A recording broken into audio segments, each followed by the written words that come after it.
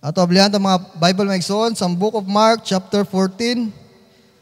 Adunay usa ka babae maigsunan nga usa ka mga sala. Nagihanlan og Mary. Nanamo sa Book of Mark. So basahon sa verse 3, di magampo ta. Mark chapter 14 verse 3. And being in Bethany in the house of Simon the leper, as he sat at meat, there came a woman having an alabaster box of ointment of spikenard, very precious, and she brake the box and poured it on his head. Let's pray. Labindalaygo na mga amahan, Ginoo, salamat Lord sa imong kayo sa imong kinabuhi. Ginoo, salamat Lord nining opportunity Ginoo nga makawali sa imong pulong. Salamat Lord sa mga kaigsunan nga nadri karon. Anda maminaw sa imong mga mensahe Ginoo. Lord God, nangayo kabuhi kapasayloan Lord God sa mga sala nga among nahimo da kanimo. Ugasi kami Ginoo sa pinagi sa imbalaan nga dugo.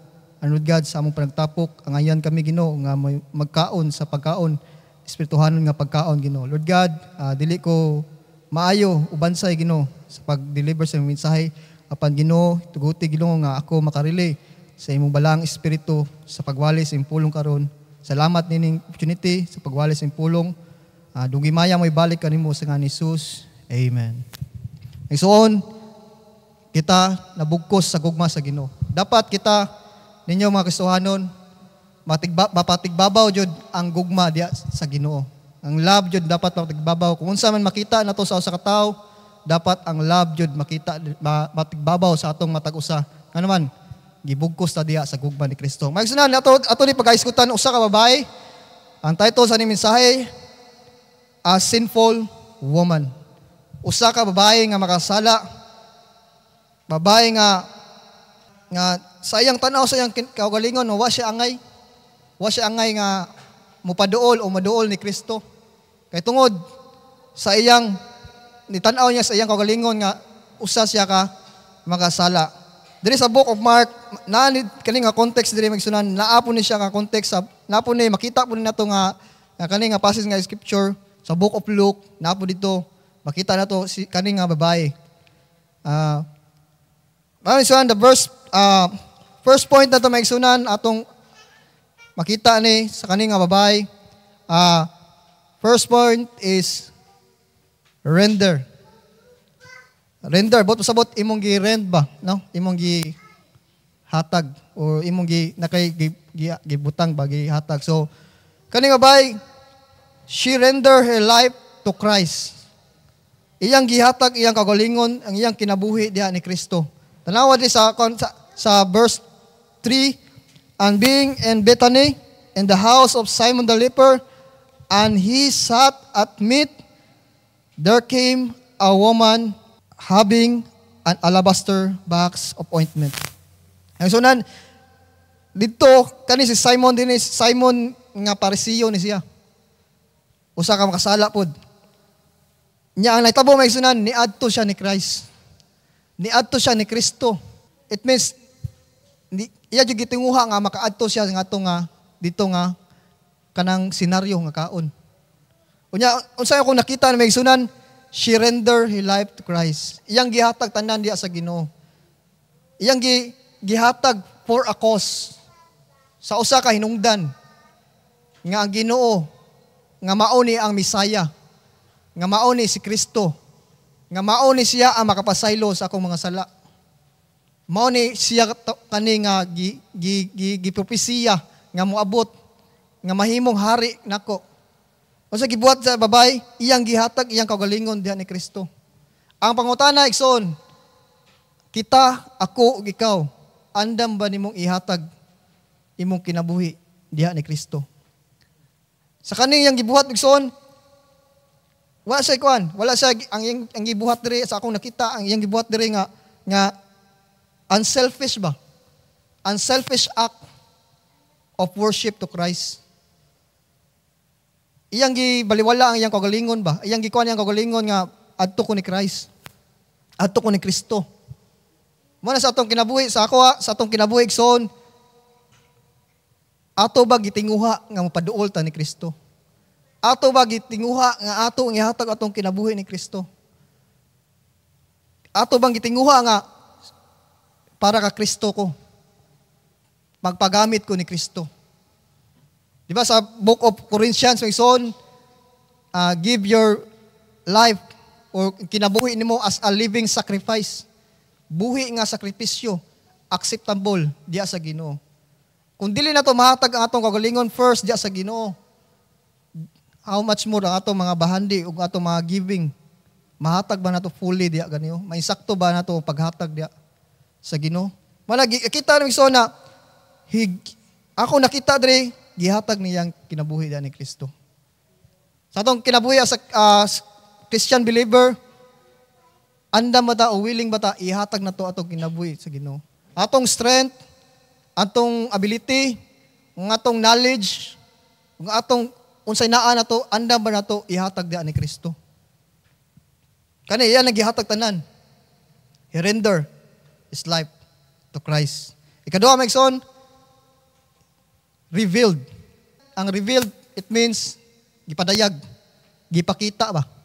Gipakita, meaning sa revealed. So, there is a verse, kaning verse 3, and being in Bethany, in the house of Simon the leper, as he sat at meat, there came a woman having an alabaster box, and the ointment of spikenard, very precious, and she brake the box and poured it on his head.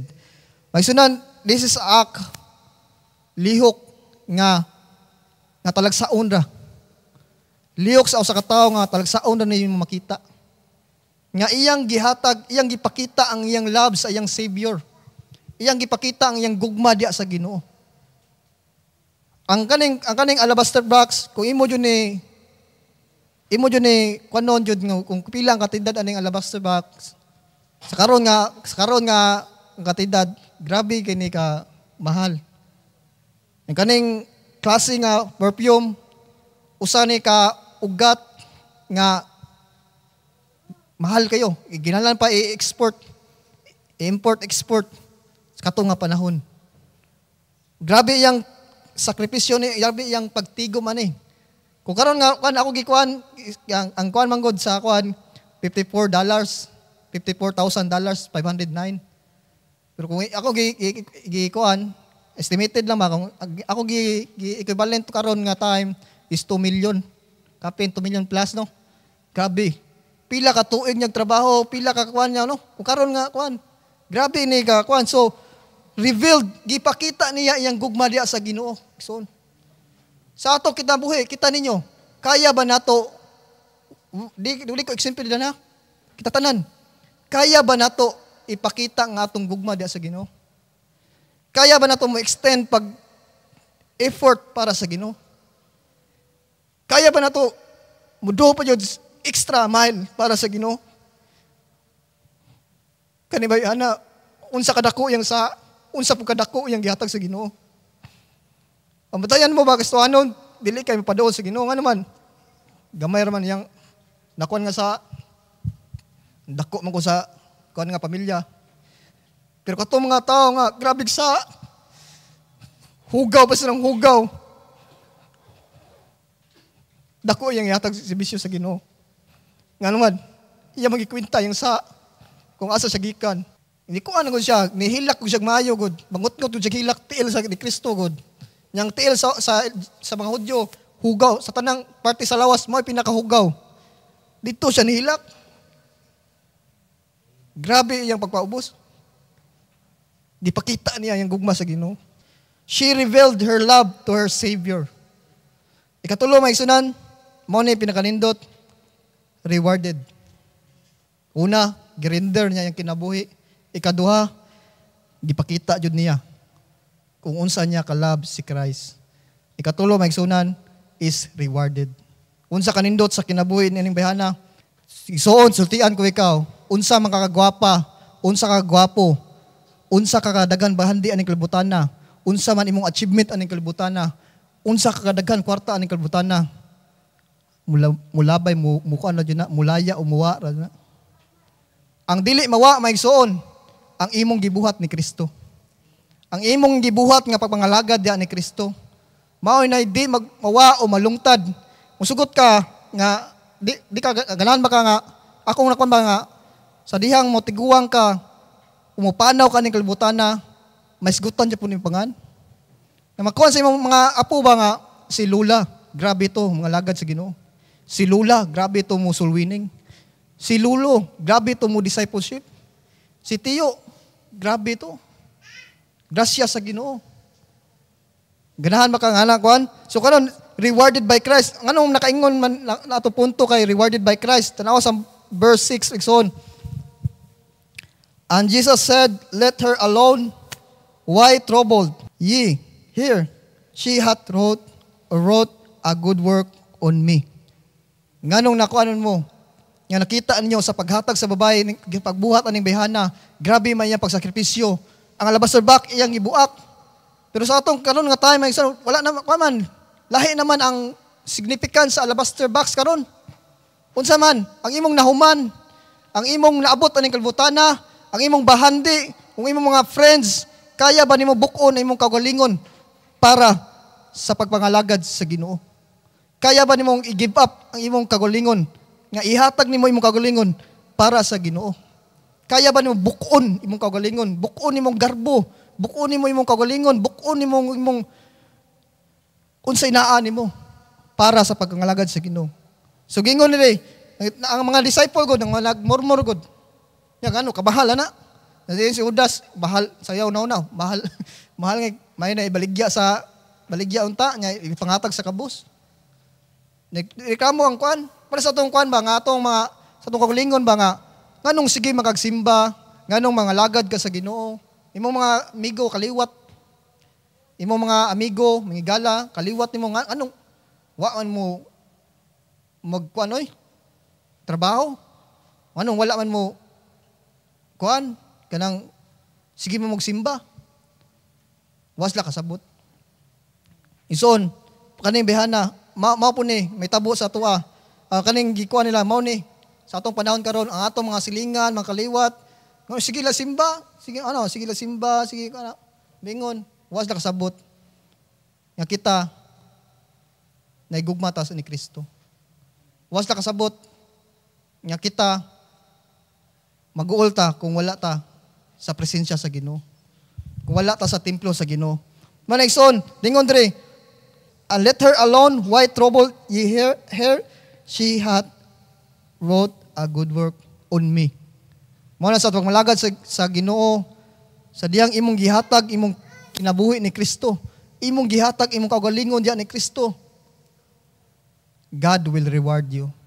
Dili ang tao mo reward nimo, kundi si Kristo. Like this woman, girewardan siya. She wrote a good work. Unsa kanindot igsoon nga ingnon ka sa Ginoo, well done, my good and faithful servant. Great is your reward. Ingnon ka sa Ginoo nga kani kaning kuan siya nga tawhana nangalagad sa Ginoo. Ang Ginoo ron kita sa atong kasing, kita sa atong hunahuna, sa atong kagalingon, ang Ginoo ra. Mo na ayaw tutok sa tao, unsay naa sa tao, unsay sipyat niya diha, unsay sayop niya, tutuki si Kristo. Nga si Kristo ra jud ang atong padulan. Mo nagkinahanglan igsuon nga ang gugma sa Dios mapatigbabaw sa atong kinabuhi. Dito mo tanaw nga kani sipyat na mo si Pedro, sipyat na po si Juan, si Juan. Dili ka na. Kundi si Kristo dapat patigbabaw sa atong kagalingon. Naisipyat ang igsuon, nakuha na siya, sipyat. Pero ato ampo nga makarecover na siya sa sipyat. Sa pagmangalagad sa Ginoo, dapat ang kita magligunay, isip igsuon sa pagto, birahon, bisig birahanay, gasya sa Ginoo. Ang yawa, di na to kaya, piliun man. Pero sa diyang kita magpaduol, ug maampo da sa Ginoo, mo resist ra ng devil. May igsuon diri, nakita na to nga, gi-recognize siya ni Christ, nga nakabuhat ni siya maayong buhat. Napadre igsunay, napagingon ni Christ dire. For ye have the poor, verse 7, with you always, and whatsoever ye will, ye may do to them, but me ye have not always. Verse 8, she hath done what she could, she is come aforehand to anoint my body to the burying. Verily I say unto you, whosoever this gospel shall be preached throughout the whole world, this also that she hath done shall be spoken of for a memorial of her. Sa kanindot igsoon nga kita sa dihang magpadayon ta sa pagpalagad sa Ginoo, lain na tao mingon ba? Kato na imong apo ba? Mingon nga si Lolo. Daghan to mga challenges sa kinabuhi as Christian sa kayang Kristohanon, pero padayon niya pong paglagad sa Ginoo. Amen. May iskutan ni mga kato si kuan kay nangalagad dito sa Ginoo. Padayon dito sa kuan sa Ginoo. Misag diyot na lang kwarta. Padayon niya po na ito simbahan. Padayon niya pangalagad sa Ginoo. May iskutan ang imong kagalingon. Mo ni kani babae. Hangtod karon igsoon. Naisgutan na to iya pangan. O sa kanindot nga iyang nga naisgutan na to karon. Ngisaan ni sa Ginoo. Nga samtang kuan ni wali ning ebanghelyo. Maisgutan jud siya. Una may son, iya gihatag iyang kinabuhi da sa Ginoo. Okay, first, give a life to Christ. Kadua, revealed. Ipakita. Ayaw kauwaw, ayaw na kauwaw ikadaw imong abilidad, unsay naibalo nimo, unsay imo naa, ayaw na ikadaw. Ipakita na sa Ginoo. Kung unsay naa nimo, i-connect na to sa atong authority. I-connect na to sa atong man of God. Para atong pagmangalagad igsuon, connected ra. Kung unsay guidance, mauni siya. Andam ta mo paubos, andam na to buyan ang atong kagalingon, andam na to bukon ang atong kagalingon, andam na to nga give up ang atong kung kinsa ta o unsa ta sa atong kinabuhi. Like this woman, grabe yang kwan, iyang gibuhat, iyang gibuak, iyang kaning grabe man ni kamahal nga pahumot, perfume, but iya jud gi hatag diya ni Kristo. Ikaw, can you give your all to Christ? Kita, mahatag ba na to tanan para Kristo? O tagaan na to kani nga part imo Lord. Kani nga portion imo ni Lord. Dapat mahatag na tanan diya sa Ginoo. This is a challenge atong kagalingon nga mahatag na to diya atong kinabuhi ni Kristo. Kay adto man ta padong sa gingharian sa Dios. Kay kung liwas ta, didto mo ta padong. So, she gave he rendered her life, revealed her life, and rewarded by Christ. Let us pray. Amahan nga langit noon, Ginoo, salamat Lord sa imong kaayos sa imong kinabuhi. Salamat Lord sa imong gugma, kaluoy diri kanamo. Salamat Lord nga ikaw may gumaon nga Dios sa imong kinabuhi, Ginoo. Lord, salamat sa kinabuhi aning babae, Ginoo, nga usa ka makasala nga iduol diya kanimo. Nga diin gi-recognize niya yung sala, Lord God, nga unsa ka grabe siya kahugaw, unsa siya ka makasala Ginoo ning kalibutana. Apan Lord, iyang gipakita, Lord God, ang iyang love diya kanimo bisa pa man sa kamahal aning perfume pahumot nga iya jud gihatag diya kanimo, Lord God. Sa among kinabuhi, Lord God, na amay mga bahandi, na amay mga abilidad, na amay mga nahuman, namin mga unsay mo naabot aning kalibutan, Lord. Ginoo, tuguti, Lord God, nga kami, Ginoo, taganog kusog, Ginoo, nga mahatag po nila mo nimo, Lord God. Mahatag na mo nimo o mapaduol niya kanimo, Lord God. Salamat, Lord, sa mensahe na imong gihatag kanamo, wisdom, Lord God. And naot, Ginoo, nga kaning pagtulunan, madili malabay kawang, Ginoo. All glory and honor we bring back to you. In Jesus' name we pray. Amen.